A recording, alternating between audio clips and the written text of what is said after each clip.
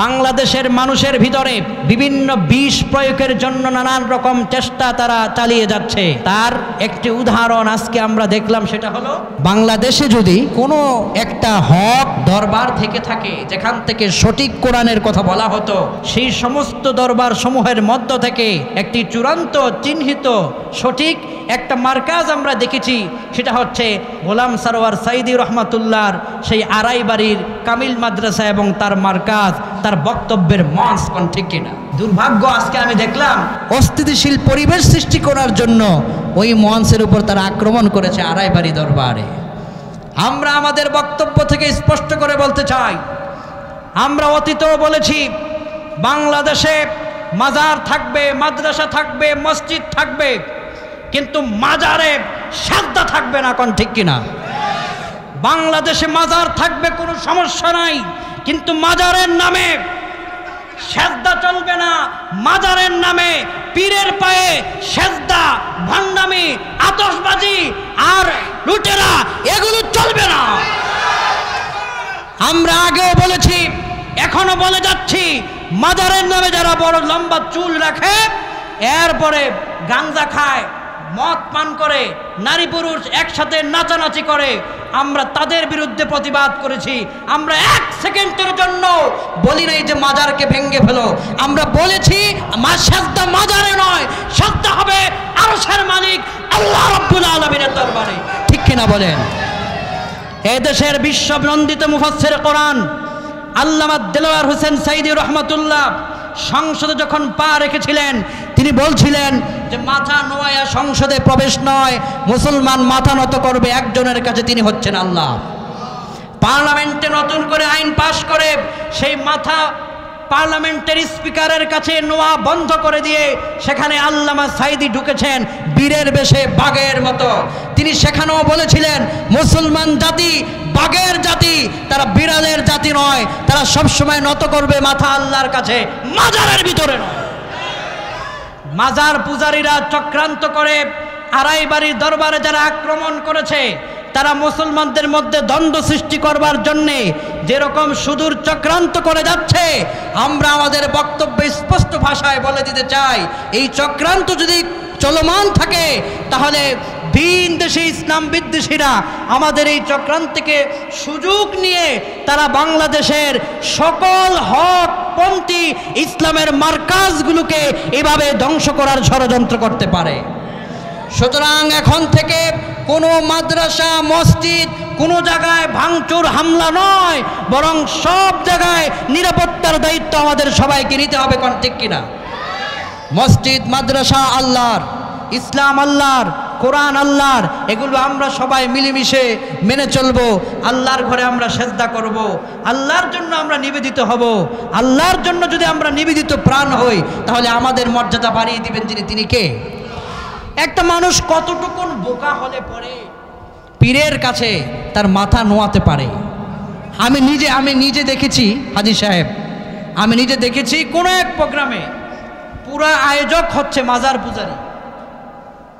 মাহফিলে যাওয়ার পরে আমি দেখলাম আমার সামনে এক পীর সাহেবকে লোকেরা সেজদা করতেছে।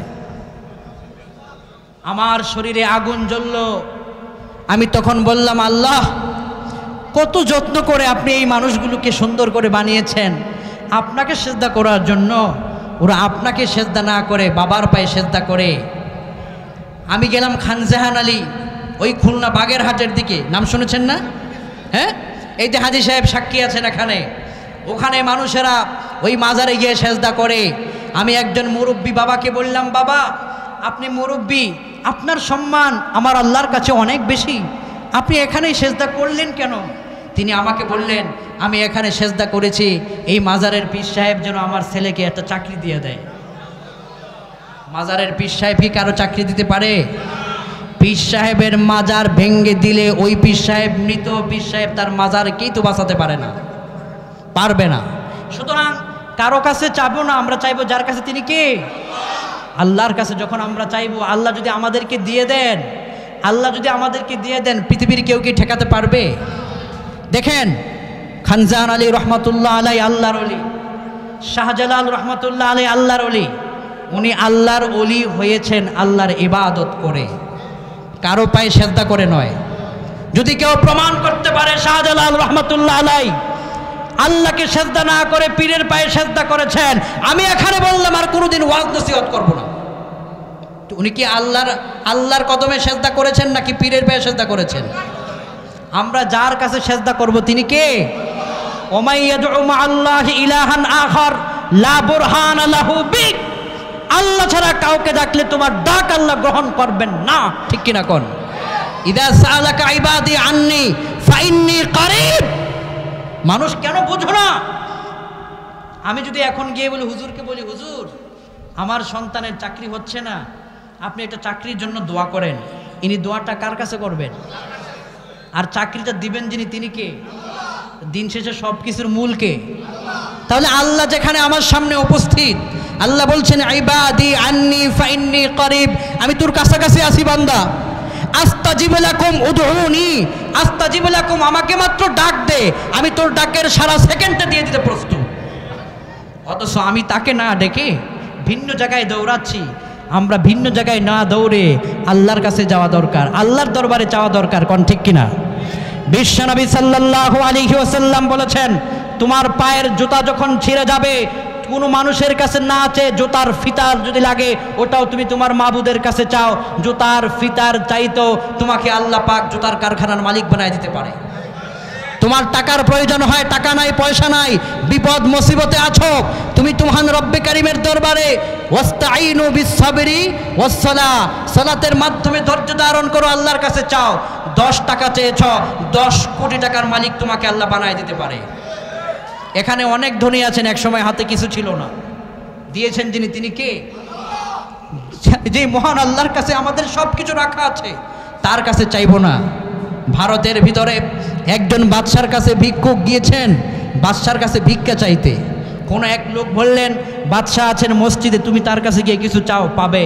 গিয়ে দেখলেন বাদশাহ মসজিদের ভিতরে বসে হাত তুলে বলতেছে, আল্লাহ এটা দেন, আল্লাহ গুনাহগার মাফ করেন, আল্লাহ রাষ্ট্র পরিচালনার জন্য সব কিছু দেন। ভিক্ষুক চিন্তা করলো যে তিনি কার কাছে চাচ্ছে, রাজা হয়ে বাচ্চা হয়ে, তার তো চাওয়ার দরকার হয় না। তখন সালাত সম্পন্ন করার পরে মুনাজাতের পরে বাদশাহ বললেন, তুমি কে? তিনি বললেন, আমি একজন ভিক্ষুক, আপনার কাছে কিছু চাইতে এসেছি। কিন্তু আপনি যে বাদশাহ, আপনি তো আরেকজনের কাছে আজকে চাইলেন, আপনার কাছে আমি কি চাবো?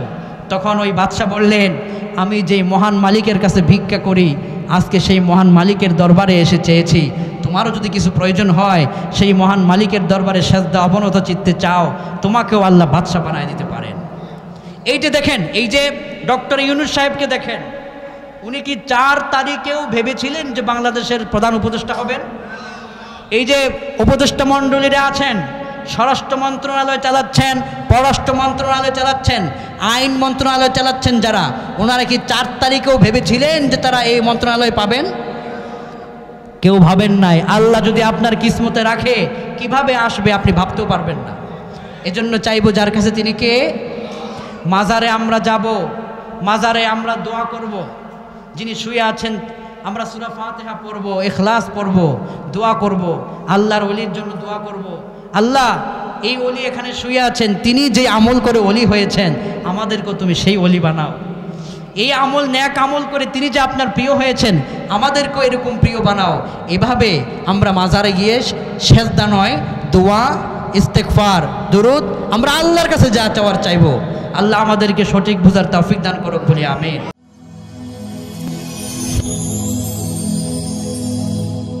Rose TV 24. Enjoy by listening to the Holy Quran.